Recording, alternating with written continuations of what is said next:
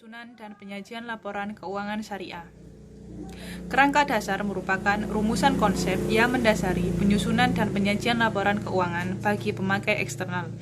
Adanya perbedaan karakteristik antara bisnis yang berlandaskan pada syariah dengan bisnis konvensional, menyebabkan Ikatan Akuntan Indonesia (IAI) mengeluarkan kerangka dasar penyusunan dan penyajian laporan keuangan bank syariah (KD PPLKBS) pada tahun 2002. KD PPLKBS selanjutnya disempurnakan pada tahun 2007 menjadi kerangka dasar penyusunan dan penyajian laporan keuangan syariah KD PPLKS. Tujuan dan peranan kerangka dasar penyusunan dan penyajian laporan keuangan syariah. Pertama, penyusun standar akuntansi keuangan syariah dalam pelaksanaan tugasnya membuat standar.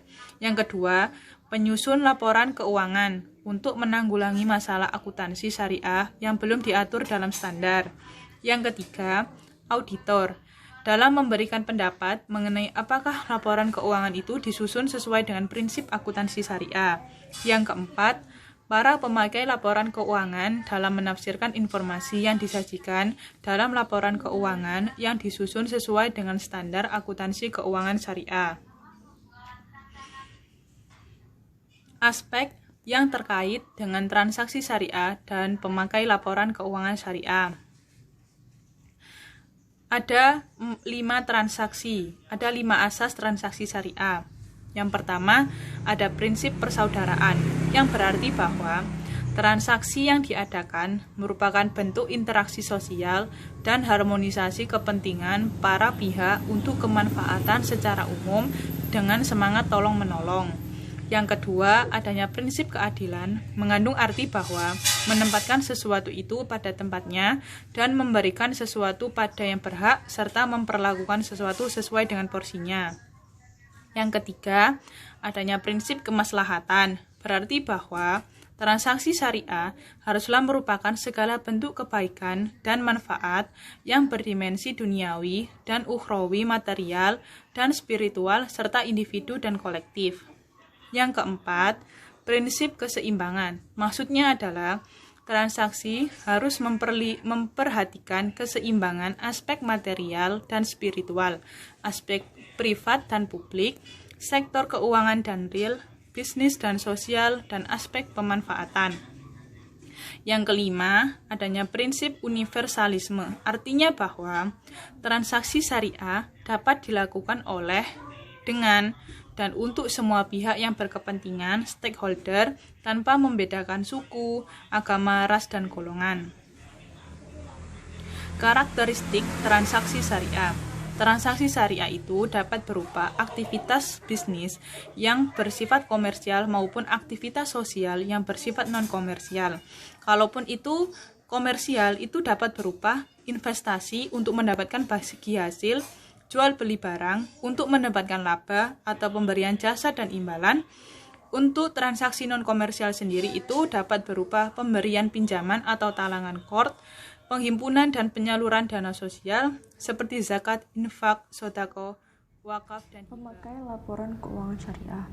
Laporan keuangan syariah dibuat oleh manajemen untuk memenuhi kebutuhan informasi para pengguna dan sebagai bentuk pertanggungjawaban manajemen. Setiap pengguna memiliki kepentingan yang berbeda-beda terhadap informasi yang disajikan pada laporan keuangan tergantung kebutuhan masing-masing pengguna. Berikut adalah pemakai laporan keuangan syariah.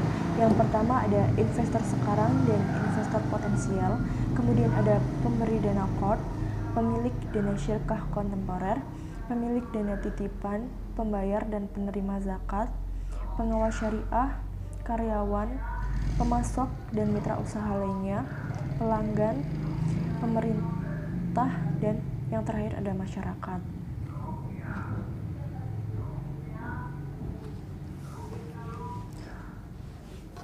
Tujuan laporan keuangan.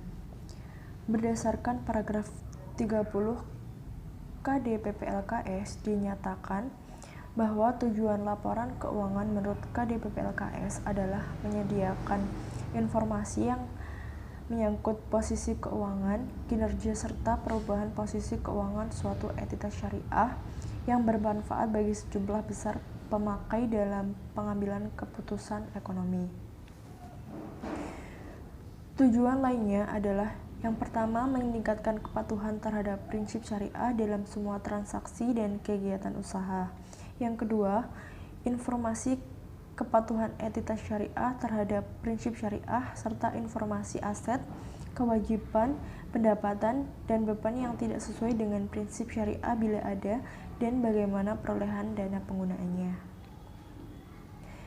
Yang ketiga, untuk membantu mengevaluasi pemenuhan tanggung jawab entitas syariah terhadap amanah dalam mengamankan dana, menginvestasikannya pada tingkat keuntungan yang layak. Yang terakhir, informasi mengenai tingkat keuntungan investasi yang diperoleh penanam modal dan pemilik dana syirkah kontemporer, dan informasi mengenai pemenuhan kewajiban fungsi sosial entitas syariah, termasuk pengelolaan dan penyaluran zakat, infak, sedekah, dan wakaf. Laporan keuangan juga menunjukkan apa yang telah dilakukan manajemen atau penanggung-jawaban manajemen atas sumber daya yang dipercaya kepadanya.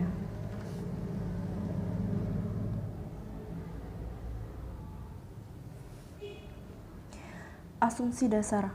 Asumsi dasar penyusunan laporan keuangan entitas syariah ada dasar akwal. Dengan dasar akwal, pengaruh transaksi dan peristiwa lain diakui pada saat kejadian dan diungkapkan dalam catatan akuntansi dan dilaporkan dalam laporan keuangan. Kelangsungan usaha. Laporan keuangan biasanya disusun atas dasar asumsi kelangsungan usaha entitas syariah dan akan melanjutkan usaha di masa depan.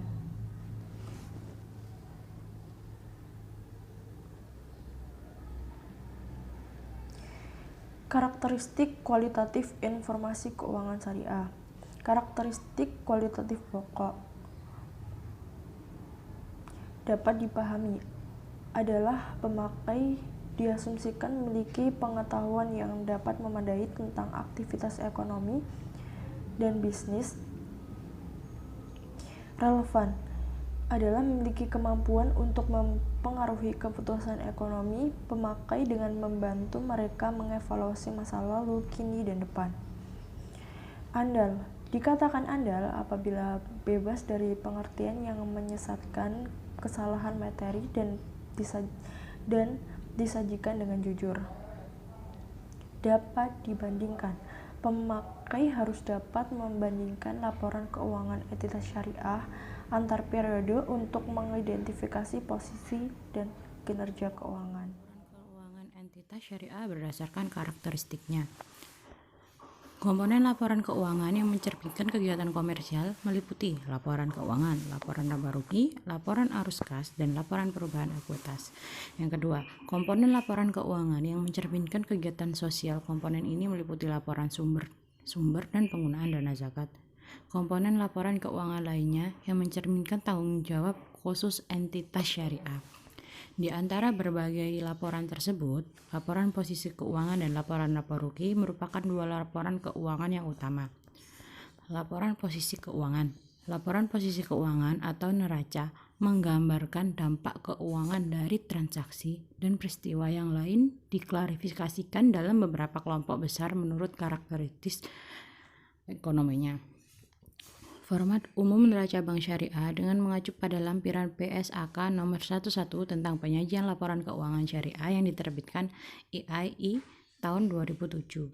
Unsur-unsur yang berkaitan langsung dengan pengukuran posisi keuangan. Yang pertama, aset adalah sumber daya yang dikuasai oleh entitas syariah sebagai akibat dari peristiwa masa lalu dan memiliki manfaat ekonomi di masa depan bagi entitas syariah. Yang kedua, kewajiban adalah hutang entitas syariah masa kini yang timbul akibat peristiwa masa lalu, yang penyelesaiannya diharapkan mengakibatkan arus keluar dari sumber daya entitas syariah yang mengandung manfaat ekonomi. 3. Dana syariah temporer. Dana syirkah temporer adalah dana yang diterima sebagai investasi dengan jangka waktu tertentu dari individu dan pihak lainnya yang mana entitas syariah mempunyai hak untuk mengelola dan menginvestasikan dana tersebut dengan pembagian hasil investasi berdasarkan kesepakatan. 4. Ekuitas adalah hak residual dan aset entitas syariah telah dikurangi semua kewajiban dan dana setirka temporer. Format neraca bank syariah seperti contoh ini.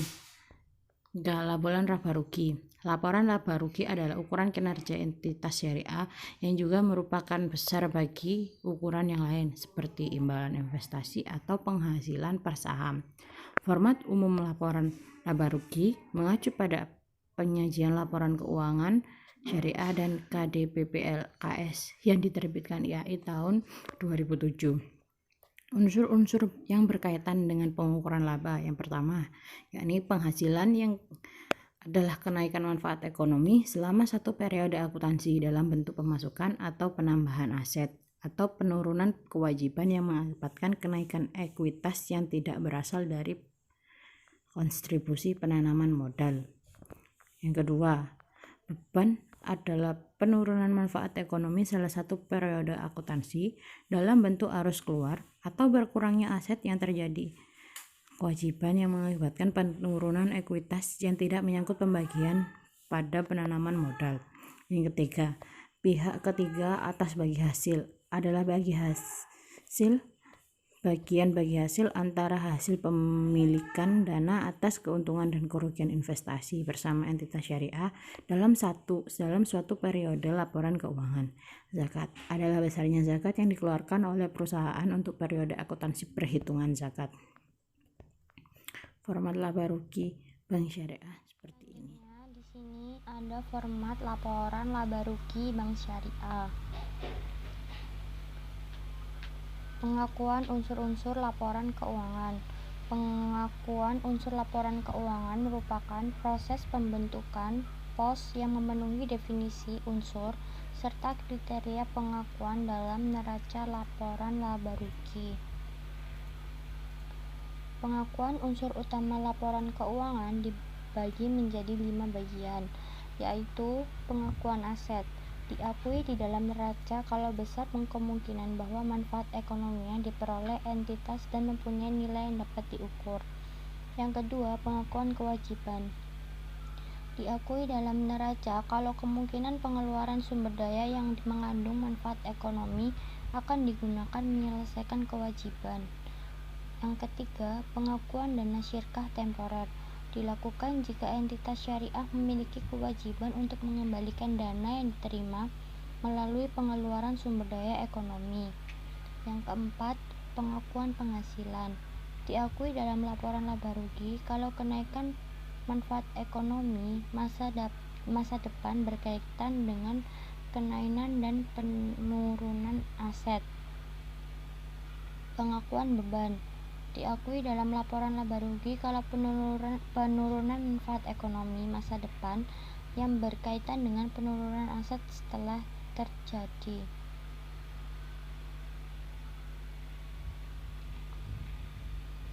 Pengukuran unsur-unsur laporan keuangan. Pengukuran adalah proses penetapan jumlah uang untuk mengakui dan memasukkan setiap unsur laporan keuangan dalam neraca laporan laba rugi. Dasar pengukuran yang umum digunakan entitas syariah dalam penyusunan laporan keuangan adalah biaya historis. Akan tetapi, dalam kondisi tertentu, dasar ini dapat dikombinasikan dengan dasar pengukuran yang lain. Untuk memenuhi kriteria relevansi suatu informasi, entitas syariah dapat merevaluasi aset, kewajiban, dan dana syirkah temporer secara periodik dengan syarat harus terjamin keandalannya. Terima kasih. Sekian presentasi dari kelompok 4. Wassalamualaikum warahmatullahi wabarakatuh.